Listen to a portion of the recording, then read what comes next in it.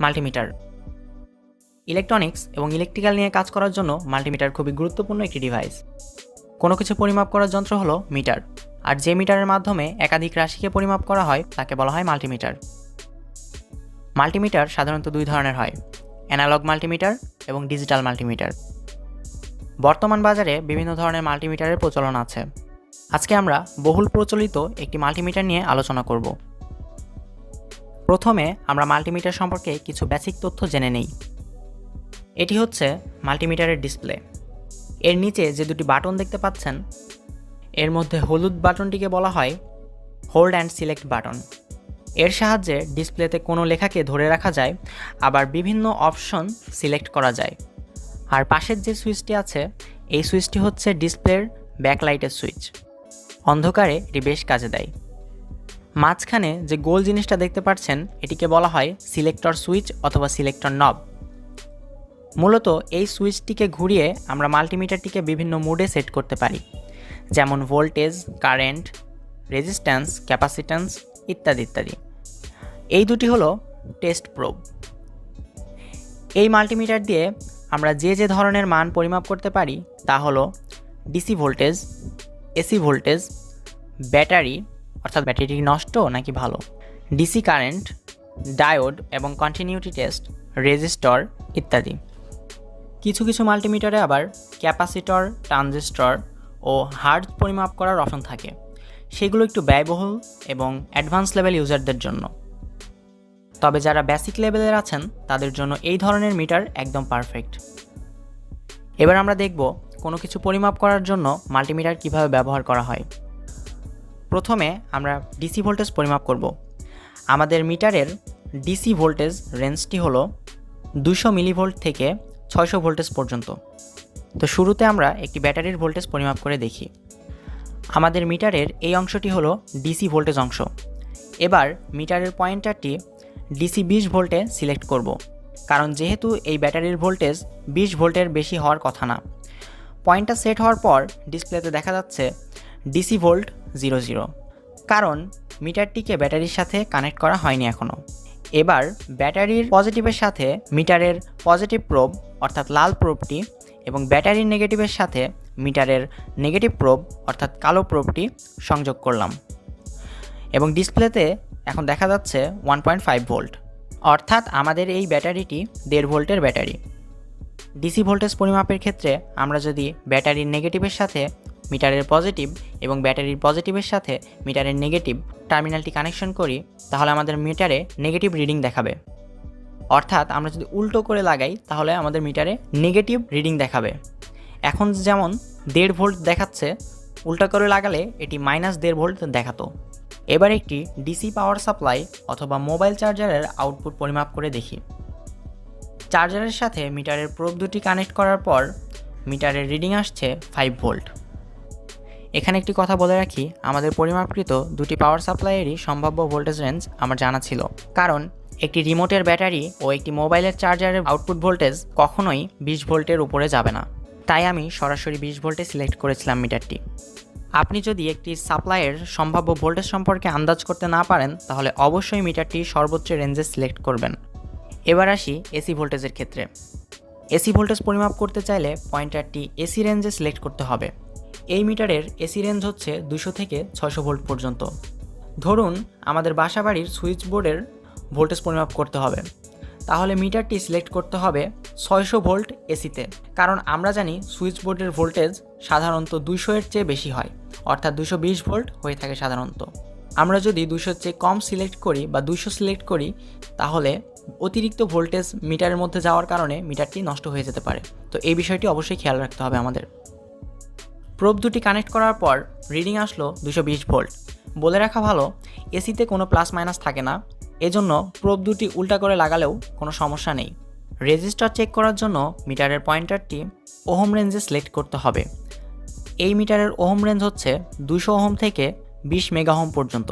Mega ohm অনেক বড় একটি রেঞ্জ। পয়েন্টারটি প্রথমে 200 ওহমে সিলেক্ট করলাম। ডিসপ্লেতে রেজাল্ট আসলো 9.5 ওহম, অর্থাৎ এই রেজিস্টারটির কোম্পানি রেটিং ছিল 10 ওহম, কিন্তু এখানে +- 5% টলারেন্স থাকার কারণে কিছু মান কম অথবা বেশি দেখাতে পারে। অন্য একটি রেজিস্টার নিয়ে দেখি। এটি কানেক্ট করার পর মিটারে 00 আউটপুট শো করছে। মিটারের পয়েন্টারটি এখনও 200 ওহমেই আছে, কিন্তু রিডিং শো করছে 00। হয়তো এই রেজিস্টারের মান 200 ওহমের চেয়ে বেশি। পয়েন্টারটি 200 ওহম থেকে 2000 ওহমে সেট করে দেখি কি হয়। এখন রিডিং দেখাচ্ছে 975 ওহম। তার মানে রেজিস্টারটি 1000 ওহম বা 1 কিলো ওহম মানের রেজিস্টার। রেজিস্টারে প্লাস মাইনাস টলারেন্স থাকার কারণে কিছু মান কম অথবা কিছু মান বেশি দেখাতে পারে। এবার আমরা একটি তারের কন্টিনিউটি টেস্ট করব। আমরা চাচ্ছি একটি তার চেক করে দেখতে যে তারটি ভালো নাকি নষ্ট। মিটারের পয়েন্টারটি কন্টিনিউটি মোডে সেট করার পর মিটারের প্রোব দুটি তারের দুই প্রান্তে লাগালাম। এখন ডিসপ্লেতে 00 রিডিং শো করছে এবং একটি বিপ সাউন্ড হচ্ছে। এর অর্থ তারের এক প্রান্ত থেকে অপর প্রান্ত পর্যন্ত বিদ্যুৎ প্রবাহিত হচ্ছে, অর্থাৎ তারটি সম্পূর্ণ ভালো। এবার আমরা একটি নষ্ট তার নিয়ে দেখি। বিপ শব্দটি আর হচ্ছে না এবং ডিসপ্লেতে ওভারলোড শো করছে, অর্থাৎ তারের এক প্রান্তের সাথে অন্য প্রান্তের কোনো সংযোগ নেই, অর্থাৎ তারটি নষ্ট, অথবা তারটির মাঝখানে কোথাও থেকে ছিঁড়ে গিয়েছে। এবার দেখব ডায়োড কিভাবে টেস্ট করে। ডায়োড টেস্ট করার জন্য পয়েন্টারটি এখন যেখানে আছে ঠিক সেইখানে রেখে উপরের হলুদ বাটন বা হোল্ড অ্যান্ড সিলেক্ট বাটনে প্রেস করতে হবে। তাহলে কন্টিনিউটি মোড থেকে ডায়োড টেস্ট মোডে মিটারটি সিলেক্ট হয়ে যাবে। হলুদ বাটনটি ক্লিক করার পরে ডিসপ্লেতে ডায়োড প্রতীকটি শো করছে। ডায়োডের পজিটিভ টার্মিনাল অর্থাৎ অ্যানোড প্রান্তের সাথে মিটারের পজিটিভ প্রোব অর্থাৎ লাল প্রোবটি সংযোগ করি এবং ডায়োডের নেগেটিভ প্রান্ত অর্থাৎ ক্যাথোডের সাথে মিটারের কালো প্রোবটি অর্থাৎ নেগেটিভ প্রোবটি সংযোগ করি। একটি ভালো ডায়োডের ক্ষেত্রে এই রিডিংটি সাধারণত 0.500 থেকে 0.600 মধ্যে একটি ভ্যালু দেখিয়ে থাকে। আবার যদি ডায়োডটি উল্টা করে সংযোগ দেই তাহলে মিটারে 00 শো করছে, অর্থাৎ ডায়োডটি ভালো আছে। কারণ ডায়োড বিদ্যুৎকে শুধুমাত্র একদিকে প্রবাহিত করে। আমরা যখন ডায়োডের পজিটিভের সাথে মিটারের পজিটিভ এবং ডায়োডের নেগেটিভের সাথে মিটারের নেগেটিভ প্রোবটি সংযোগ করেছিলাম তখন এর মধ্যে দিয়ে বিদ্যুৎ প্রবাহিত হতে পেরেছিল, কিন্তু আমরা যখন ডায়োডের নেগেটিভের সাথে মিটারের পজিটিভ এবং ডায়োডের পজিটিভের সাথে মিটারের নেগেটিভ প্রোবটি সংযোগ করলাম তখন ডায়োড বিদ্যুৎ প্রবাহে বাধা প্রদান করলো। এই জন্য এখানে 00 রিডিং দেখাচ্ছে, অর্থাৎ এই ডায়োডটি ভালো। এবার আমরা ডিসি অ্যাম্পিয়ার টেস্ট করব। ডিসি অ্যাম্পিয়ার টেস্ট করার জন্য পয়েন্টারটি ডিসি অ্যাম্পিয়ার অংশে সিলেক্ট করতে হবে। এই মিটারের ডিসি অ্যাম্পিয়ার রেঞ্জ হচ্ছে 200 মাইক্রো অ্যাম্পিয়ার থেকে 10 অ্যাম্পিয়ার পর্যন্ত। এখানে একটি কথা উল্লেখ্য যে যদি 200 মিলি অ্যাম্পিয়ারের উপরে কারেন্ট পরিমাপ করার প্রয়োজন হয় তাহলে অবশ্যই মিটারের লাল অথবা পজিটিভ প্রোবটি মিলি অ্যাম্পিয়ার ঘর থেকে খুলে অ্যাম্পিয়ার ঘরে লাগাতে হবে, অন্যথায় 200 মিলি অ্যাম্পিয়ারের উপরে কারেন্ট মিটার প্রবেশ করলে মিটারটি নষ্ট হয়ে যাবে। আমরা প্রথমে একটি এলইডি লাইটের অ্যাম্পিয়ার পরিমাপ করে দেখব। আরেকটি বিষয় হচ্ছে কারেন্ট পরিমাপ করার সময় মিটারটিকে সবসময় লোড ও সাপ্লাইয়ের সাথে সিরিজে সংযোগ করতে হয়।